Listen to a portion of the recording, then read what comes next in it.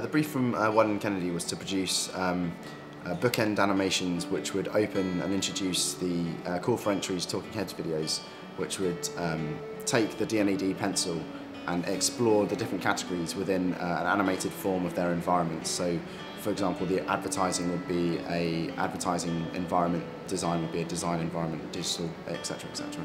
Within the slices of the pencil, we'd like to create a miniature landscape which was constructed from the content of each of these categories, previous winners and notable mentions. We wanted to kind of keep that kind of model aesthetic that was kind of already there in the pencil size, and it was just representing that with kind of the wood textures and the kind of painted wood textures that we really wanted to achieve, like an architect's model, like John says. So it was really trying to achieve that kind of scale within the look and feel of it. But we didn't want the animation of that to be limited to that scale, so there was a bit more play with the kind of fantasy aspects of how things moved around within that world. But we like the intensity and speculation of environments, and how we can treat an environment as a character within kind of films and animations. So for us, the categories and the environments within the slices are almost treated as if they're a character or a series of characters that make up this animation itself. One of the kind of elements of a previous winner that we really didn't want to miss including was the Sony Bulls advert. And we were really all taken with how iconic the beautiful kind of streets of San Francisco had these really nice slow motion, colourful bouncing balls kind of coming down them in the sunshine. It's amazing. And we really wanted to kind of like rebuild that within this miniature stage set and animate it, so the camera would kind of come down and choreograph through the slice, bringing back and emanating some of those views within the advert. I mean, one of the aspects we liked about the digital content was the Dumb Ways to Die. And these are fantastic characters that have been animated previously,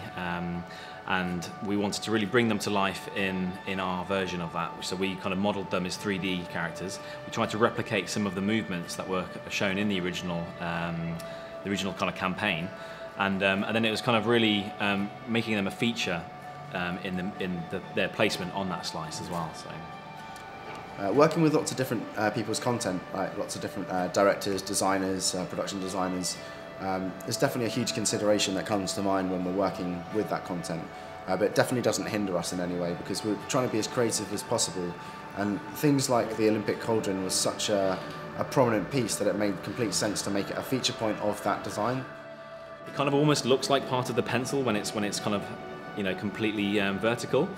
So the initial idea came straight away to make it the centerpiece of the pencil as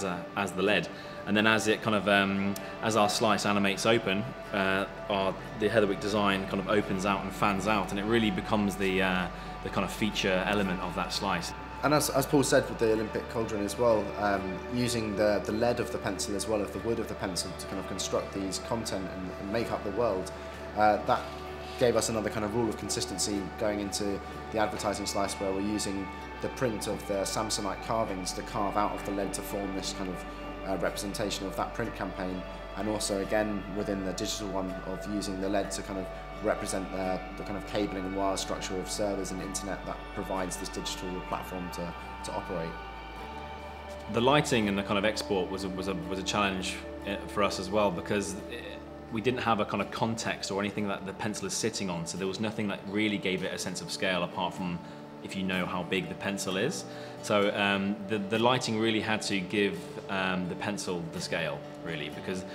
how you place the lighting and how the lights are working within a model really dictates how that model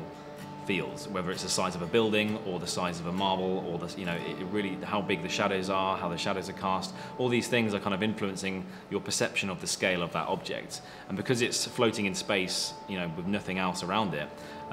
the lighting was a key aspect in making it look like a realistic model, basically. The design slice is like we're making this kind of beautiful environment from this like short list of incredible pieces of work, and that's something which is like really valued for us as designers and artists ourselves.